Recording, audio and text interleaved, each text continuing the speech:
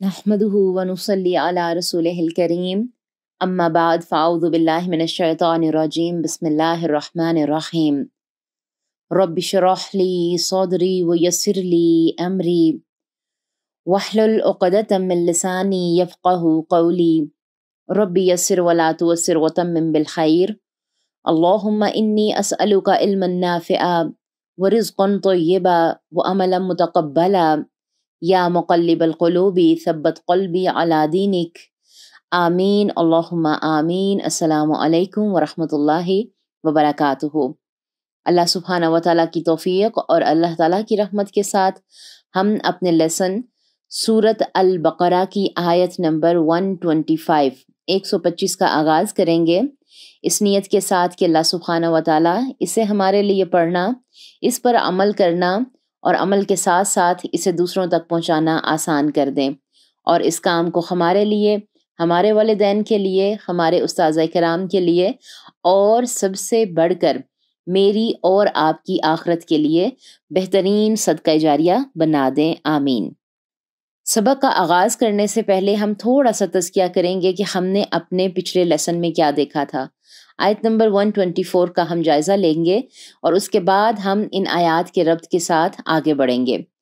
ہم نے پچھلے اپنے لیسن میں دیکھا تھا کہ اللہ تعالیٰ نے فرمایا تھا کہ ہم نے ابراہیم کو چند باتوں سے آزمایا تو انہوں نے ان سب کو پورا کر دیا، یعنی کہ ہر آزمائش میں وہ پورے اترے۔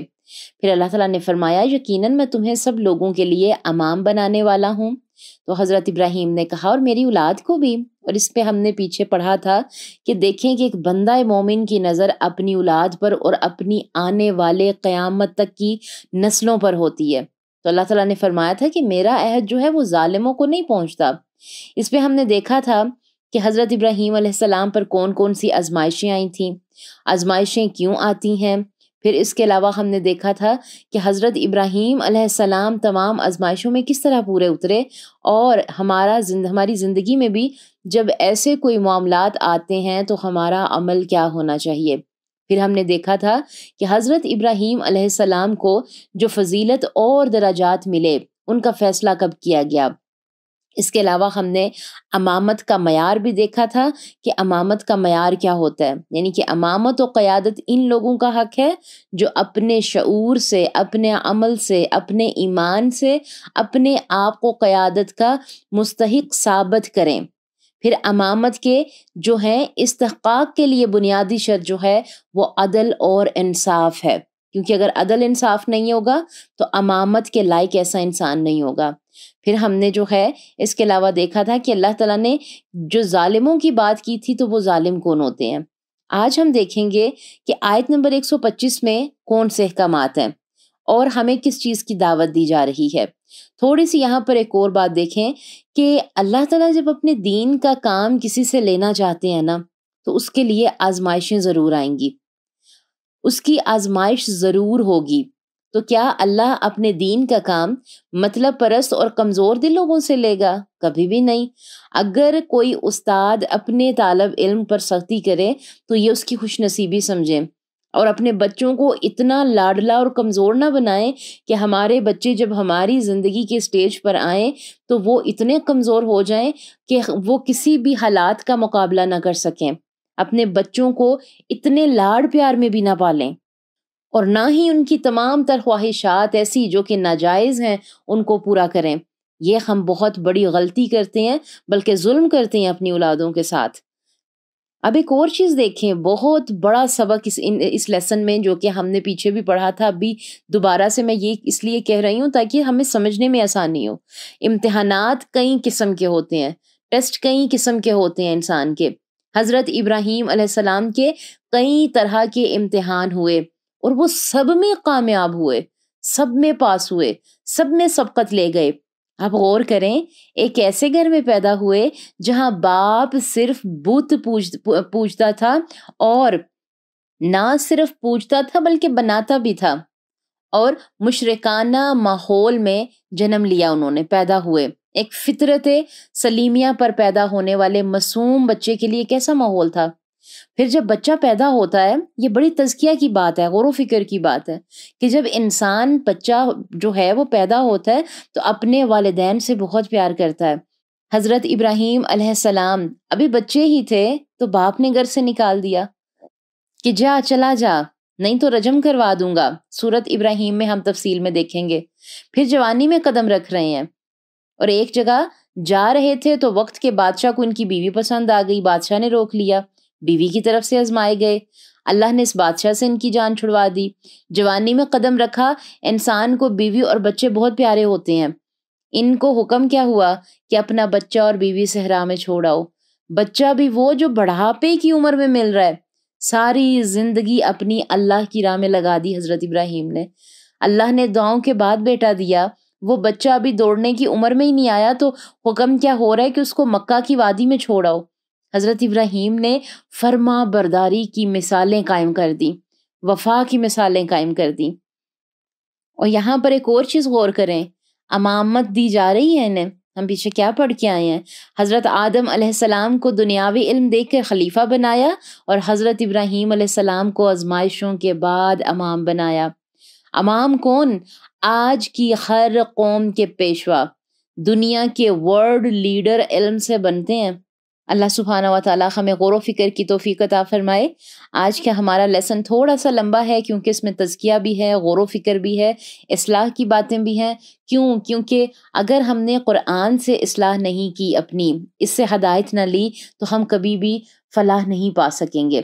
اس لیے تھوڑا سا کچھ لیسنز ایسے ہوتے ہیں کہ جس پہ تھوڑی سی تفصیلی بات کرنا, شعور کو جگانا لازمی ہوتا ہے. تو اپنے لیسن کا آغاز کرتے ہیں آیت نمبر 125 سے. آیت کو دیکھ لیتے ہیں, پھر اس کے بعد ترجمہ دیکھتے ہیں, اور پھر انشاءاللہ اس پہ تزکیہ و تفسیر پہ بات کرتے ہیں. اعوذ باللہ من الشیطان الرجیم, بسم اللہ الرحمن الرحیم. وَإِذْ جَعَلْنَا الْبَيْتَ مَثَابَةً لِلنَّاسِ وَأَمْنًا وَاتَّخِذُوا مِن مَّقَامِ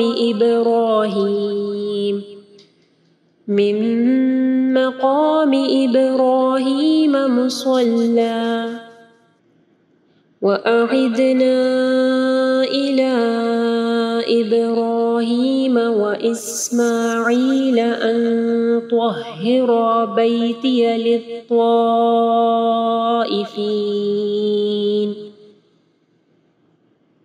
لِلطَّائِفِينَ وَالْعَاكِفِينَ وَالرُّكَّعِ السُّجُودِ. ترجمہ دیکھ لیں. اللہ تعالیٰ فرما رہے ہیں, اور جب ہم نے اس گھر کو اللہ کے لیے لوٹ کر آنے کی جگہ اور سراسر امن بنایا, تو تم ابراہیم کے جائے قیام کو نماز کی جگہ بنا لو. اور ہم نے ابراہیم اور اسماعیل کو تاکیدی حکم دیا کہ تم دونوں میرے گھر کو طواف کرنے والوں اور اعتکاف کرنے والوں اور رکوع کرنے والوں اور سجدہ کرنے والوں کے لیے پاک صاف رکھو. اب یہاں پر دیکھیں کہ اللہ سبحانہ و تعالیٰ کیا فرما رہے ہیں. وَإِذْ جَعَلْنَا الْبَيْتَ مَثَابَةً لِلنَّاسِ وَأَمْنًا, اور جب ہم نے بیت اللہ کو لوگوں کے لیے لوٹ کر آنے کی جگہ اور سراسر امن کی جگہ بنایا. اس کی وضاحت پہ غور کریں کہ اللہ تعالیٰ نے بیت الحرام کو لوگوں کے لیے لوٹنے کی جگہ بنا دیا. یہاں پر وہ لوگ جو کہ حج کر کے آئے ہیں, عمرہ کر آئے ہیں, یا جانا چاہ رہے ہیں, یا تیاریوں میں ہیں, وہ اس کی لذت کو محسوس کریں. اور جو نہیں گئے, سب سے پہلے ہم دعا کریں گے کہ اللہ سبحانہ و تعالیٰ ہم سب کو اپنے گھر بلائے اور ایک باعمل مسلمان بنائے. کیونکہ یہ وہ جگہ ہے کہ جہاں سے انسان ایک دفعہ ہو کے آ جاتا ہے نا, تو وہ اسی دنیا میں گم ہو جاتا ہے. اس کی زبان پہ, دل پہ, جتنے بھی لوگ وہاں سے ہو کر آئے ہیں نا, کبھی آپ غور کیجئے گا کہ جب وہ اس جگہ سے ہو کر آتے ہیں نا, تو وہ وہاں کی باتیں نہیں بھولتے. ایک ایک واقعہ جب بھی وہ بات کریں گے نا, تو وہ بار بار دہرائیں گے. تو میری اپنی والدہ بھی ہے نا, تو وہ اب تک وہی باتیں, وہی منظر, وہ بار بار ایک چیز کو ریپیٹ کرنا کہ جیسے اب تک وہ وہیں پر موجود ہو. اس کے علاوہ اور بھی ہمارے کتنے سسٹرز ہیں, دین کے ساتھی ہیں, جب بھی کبھی ان سے بات ہوتی ہے وہی باتیں سننے میں بھی اچھی لگ رہی ہوتی ہیں. اور میں کہتی ہوں کہ جو لوگ وہاں سے ہو کر آئے ہیں ان کی تو پھر دل کی کیفیت ہی اور ہو جاتی ہے. اور پھر اللہ تعالیٰ فرماتے ہیں کہ امن کی جگہ بنا دیا, قرار دے دیا, جہاں جنگلی جانور, نباتات, جمادات بھی امن میں رہتے ہیں. اسلام سے پہلے بھی یہ گھر حرمت والا تھا, اور اسلام آنے کے بعد بھی اس کی حرمت میں اضافہ ہوا ہے. مثابۃ للناس, لوگوں کے لیے لوٹ کر آنے کی جگہ. یعنی کہ لوٹنے کی جگہ کو کہتے ہیں نا مثابت، یعنی انسان اپنی اصل کی طرف لوٹتا ہے تو لوٹنے کی جگہ کو مرکز کہتے ہیں، اسی اعتبار سے یہ گھر مرکز ہے۔ اور پھر حضرت ابراہیم علیہ السلام کی دعا کو بھی دیکھیں جو سورت ابراہیم کی آیت نمبر 37 میں آتی ہے کہ وہاں پر کیا دعا مانگ رہے ہیں کہ اے ہمارے رب، یقیناً میں نے اپنی کچھ اولاد کو تیرے حرمت والے گھر کے پاس اس وادی میں آباد کیا ہے جو کھیتی والی نہیں ہے، اے ہمارے رب تاکہ وہ نماز قائم کریں، سو کچھ لوگوں کے دل ان کی طرف مائل کر دے اور آپ انہیں پھلوں کا رزق دے دیں تاکہ وہ شکر ادا کریں۔ پھر دعا قبول ہوئی ہے۔ جب تک بیت اللہ باقی رہے گا اس دعا کا اثر بھی باقی رہے گا۔ پھر آگے دیکھیں اللہ تعالیٰ فرما رہے ہیں وَاتَّخِذُوا مِن مَقَامِ إِبْرَاهِيمَ مُصَلًّى، اور تم مقام ابراہیم کو نماز پڑھنے کی جگہ بنا لو۔ اس سے مراد ہے مقام ابراہیم کو صلاۃ کی جگہ قرار دے دیں۔ مقام ابراہیم سے مراد وہ پتھر ہے جس پر کھڑے ہو کر حضرت ابراہیم علیہ السلام نے اللہ تعالیٰ کے گھر کی تعمیر کی تھی۔ اس پتھر پر ان کے پاؤں کے نشانات ہیں۔ اس پتھر کو ایک شیشے اور پیتل کے جنگلے میں محفوظ کر دیا گیا ہے۔ اس مقام پر طواف مکمل کرنے کے بعد 2 رکعت نماز پڑھنا سنت ہے۔ جائے نماز بنانے سے مراد طواف کی 2 رکعت ہیں جو مقام ابراہیم کے پیچھے پڑھنا مستحب ہے۔ سیدنا انس رضی اللہ تعالیٰ عنہما فرماتے ہیں کہ حضرت عمر نے عرض کی کہ اے اللہ کے رسول، اگر ہم مقام ابراہیم کے پیچھے نماز پڑھتے تو کیا ہی بہتر ہوتا، جس پر یہ آیات نازل ہوئیں۔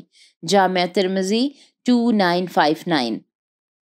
پھر آگے اللہ تعالیٰ کیا فرما رہے ہیں وَعَهِدْنَا إِلَىٰ إِبْرَاهِيمَ وَإِسْمَاعِيلَ، اور ہم نے ابراہیم اور اسماعیل کو تاکیدی حکم دیا کہ آپ دونوں میرے گھر کو طواف کرنے والا اور اعتکاف کرنے والا اور رکوع و سجدہ کرنے والوں کے لیے پاک صاف رکھو۔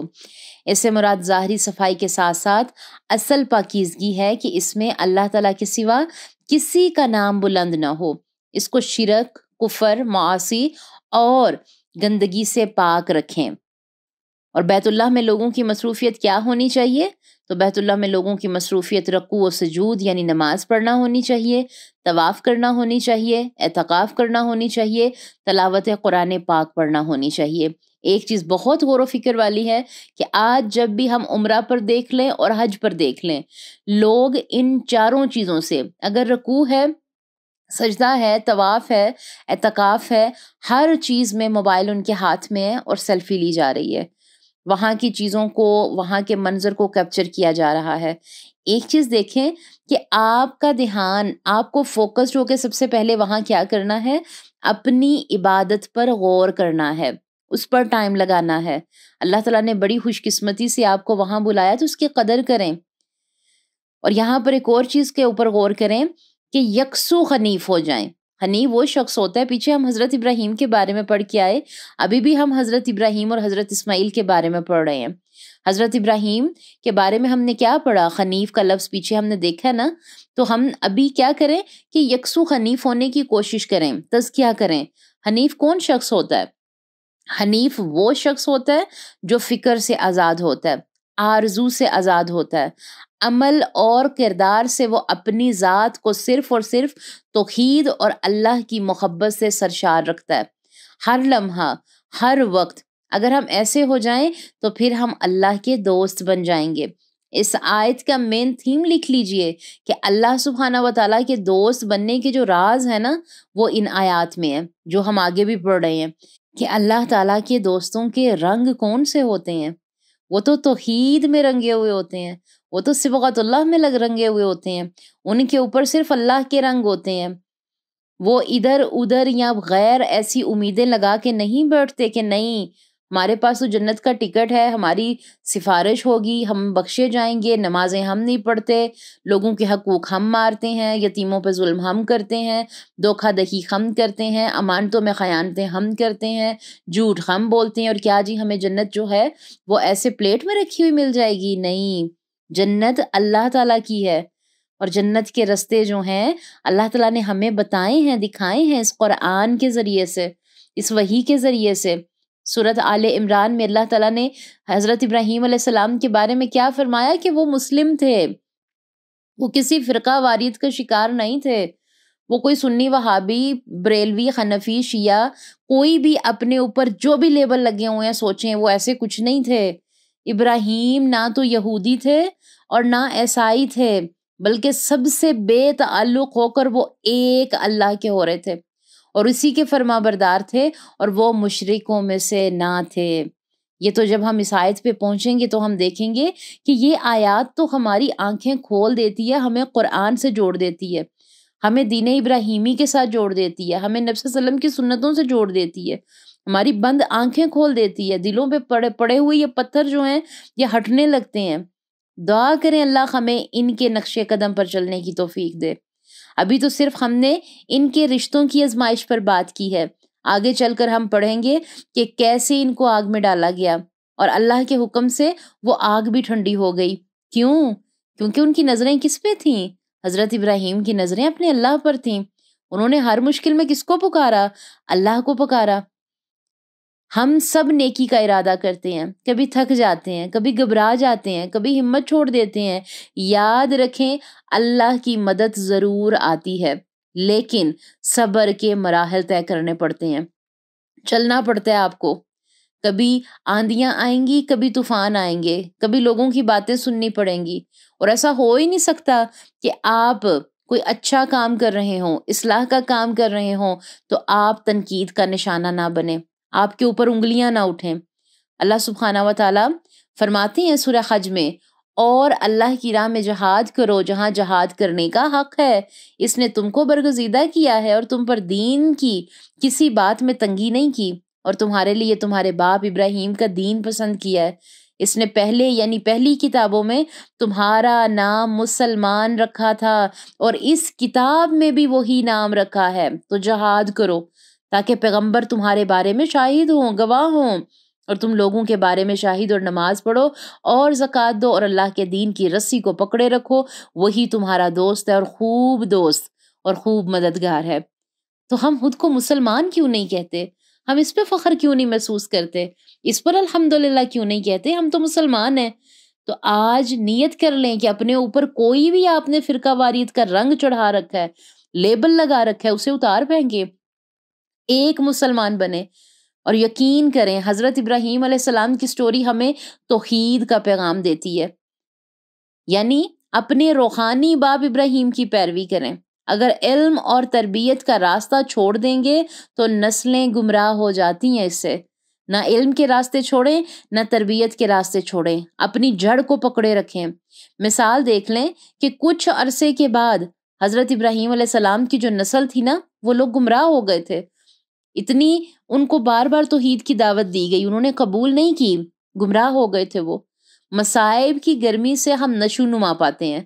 اللہ کے وعدے یاد رکھیں، اللہ کی مدد انشاءاللہ ضرور آئے گی۔ اپنے اندر خیر ڈھونڈیں، اپنے مشرک ماحول میں بھی اپنی شناخت کو قائم رکھیں۔ آپ کے آس پاس شرک ہو رہا ہے، آپ کے آس پاس وہ کام ہو رہے ہیں، فار ایگزامپل لکھ لیں، آج میں یہ بات بڑے غور و فکر سے اور شعور کو بیدار کرنے کے لیے کہہ رہی ہوں، ہر وہ رسم و روایات جو ہمارے دین کے خلاف ہے نا، وہاں پر آپ اپنی جڑ کو نہ چھوڑیں، دل سے دعا کریں، کبھی بھی دل سے اس چیز کو اچھا نہ سمجھیں، اور اس مشرک ماحول میں بھی اپنی شناخت کو قائم رکھیں، اور ہر وہ روایت، ہر وہ رسم جو ہمارے دین سے ٹکراتی ہے نا، وہاں سب سے پہلے اپنے عمل کے ساتھ اصلاح کی کوشش کریں، دوسری بات دعائیں کریں، اور تیسری بات پیار سے محبت سے اصلاح کرتے رہیں کہ یہ ہمارے دین کا حصہ نہیں ہے۔ رشتہ داری کی وجہ سے نبوت اور امامت نہیں ملتی۔ اتنی بڑی مثال دیکھیں کہ ابو جہل بھی کون تھا؟ چچا تھا نا۔ بڑی اللہ تعالیٰ غور و فکر کی ہمیں باتیں دیتے ہیں، ہسٹری پڑھیں نا تو پتہ چلتا ہے۔ پھر امامت کا کام ملا، جس مقام پر حضرت ابراہیم کھڑے ہوئے وہ جگہ مسلح بن گئی، اور کام کیا ملا ہے؟ کام دیکھیں کیا مل رہا ہے کہ اللہ کے گھر کی صفائی کریں۔ ہم کیا کرتے ہیں؟ ہماری مسجدیں کیسی ہوتی ہیں؟ ہمارا مسجدوں کے ساتھ معاملہ کیسا ہوتا ہے؟ کتنی ہم صفائی کرتے ہیں وہاں جا کر؟ ہمارے تو وہاں پر جوتیوں کی ترتیب بھی ٹھیک نہیں ہوتی، ہم وہاں پر بھی وہ چیز جگہ ڈھونڈتے ہیں جو ہمارے لیے تو بہتر ہو، لیکن کسی دوسرے مسلمان کے لیے ہم کہتے ہیں کہ نہیں یہ والا کونا اسے مل جائے۔ تو عمل کی بات کیا ہے کہ ہم جہاں بھی بیٹھیں وہاں کا خیال رکھیں، اٹھنے سے پہلے دیکھیں کہ جگہ صاف چھوڑ کے جا رہی ہوں یا گندی چھوڑ کے جا رہی ہوں۔ اللہ کے نبی صلی اللہ علیہ وآلہ وسلم نے مسجد نبوی کی صفائی کرنے والی عورت کی قبر پر جا کر دعا کی۔ صحابہ اکرام نے عام عورت سمجھ کر اسے دفن کر دیا تھا۔ اللہ کے نبی صلی اللہ علیہ وآلہ وسلم کو پتہ چلا تو وہاں دعا کرنے چلے گئے۔ اللہ کے چناؤ بہت الگ قسم کے ہیں۔ اللہ ان لوگوں کو چنتا ہے جو اللہ کی محبت میں اپنا آپ مار لیتے ہیں۔ سب سے پہلے نفس کی قربانی، پھر اس کے بعد آہستہ آہستہ آگے بڑھیں تو آپ دیکھیں کہ اللہ تعالیٰ کے چناؤ کیسے ہیں۔ اللہ کی محبت جذبے لاتی ہے، یا قرآن کی محبت ہم سے بہت کچھ کروا لیتی ہے۔ اگر ہمیں عاجزی نہیں نا تو عاجزی آنے لگتی ہے۔ تو کوشش کریں، غور و فکر کریں۔ اللہ سبحانہ و تعالیٰ سے دعا ہے کہ اللہ سبحانہ و تعالیٰ ہمیں غور و فکر کی توفیق عطا فرمائے، اور اللہ تعالیٰ کی قدردانی دیکھیں کہ کیا کہتے ہیں کہ یہ ہے اللہ کی قدردانی کہ اللہ نے ابراہیم کے قدموں کے نشان بھی محفوظ کر لیے۔ آپ جن رستوں پر چل کر آتے ہیں اللہ کیسے ان رستوں کی بھی قدر کرتا ہے، آپ سوچ بھی نہیں سکتے۔ علم والے رستے پر فرشتے پر پھیلاتے ہیں، آپ ان پروں کے اوپر چل کر آتے ہیں۔ کبھی غور تو کریں کہ ہم حاصل کیا کرتے ہیں، اپنے آپ کو صاف ستھرا رکھیں۔ اللہ تعالیٰ سے دعا ہے کہ اللہ سبحانہ و تعالیٰ ہمیں غور و فکر کی اور عمل کی توفیق عطا فرمائے۔ انشاءاللہ اگلے لیسن کے ساتھ اس آیت کا رب دیکھیں گے، کیونکہ یہ تمام آیت ایک ساتھ پڑھنے والی بھی ہیں، غور و فکر والی بھی ہیں۔ اللہ تعالیٰ ہمیں غور و فکر کی توفیق عطا فرمائے، آمین۔ سبحان ربک رب العزۃ عما یصفون وسلام علی المرسلین والحمد للہ رب العالمین۔ السلام علیکم ورحمۃ اللہ وبرکاتہ۔